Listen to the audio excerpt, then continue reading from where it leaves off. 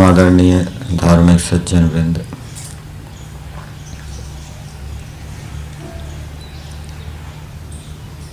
जो मनुष्य विषयासक्त होता है अथवा जो धन के लोभ में पड़ा होता है, ऐसा व्यक्ति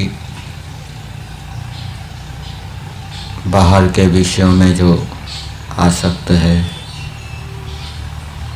वो आंतरिक आध्यात्मिक धन को प्राप्त नहीं कर सकता।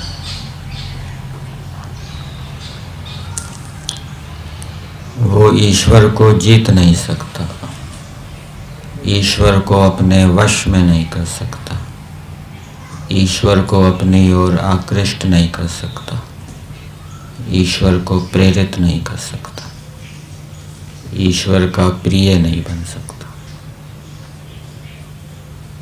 ये भी ईश्वर की एक आज्ञा है, विषयों में आसक्त ना होना, और उसके साथ साथ अलग अलग आश्रमों के वर्णों के कर्तव्य कर्म और धर्म भी विहित हैं वेदों में, वो भी ईश्वर की आज्ञाएं हैं। जितेंद्रियता और उसके साथ साथ अपने अपने आश्रमों के वर्णों के कर्तव्य कर्मों धर्मों का ठीक ठीक पालन करना पूरी शक्ति से, ये भी ईश्वर की आज्ञा है। और जो इनका अनुष्ठान करता है वो ईश्वर को जीतता है, वो आध्यात्मिक धन को भी प्राप्त करता है, वो आध्यात्मिक धन पर विजय प्राप्त करता है, अच्छे अच्छे दिव्य उत्तम गुण कर्म स्वभावों पर विजय प्राप्त करता है, उनमें श्रद्धा को उत्पन्न करता है।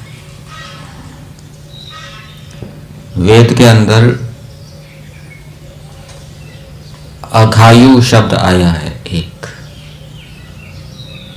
अग कहते हैं पाप को, पाप को चाहने वाला, क्लेशों को पाप को चाहने वाला कहा गया है।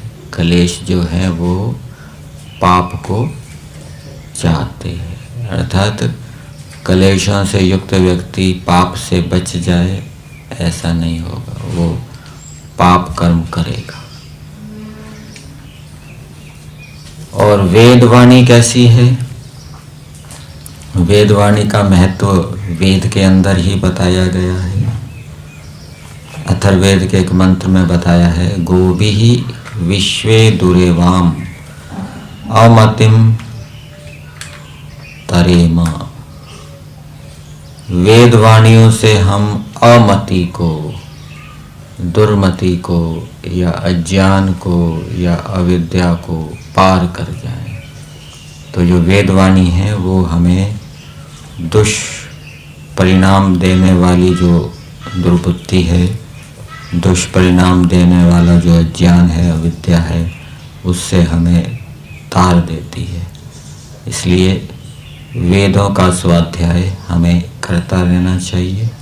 हम दिव्य चेतना से, दिव्य विचारों से, दिव्य भावनाओं से, दिव्य लक्ष्यों से युक्त रहें। ये हमारे मन मस्तिष्क के अंदर उपस्थित रहें और हम आध्यात्मिक धन प्राप्त कर सकें, आध्यात्मिक धन को बढ़ा सकें। इसके लिए हमें ईश्वर की आज्ञाओं को जानकर उनको व्यवहार के अंदर लाना चाहिए।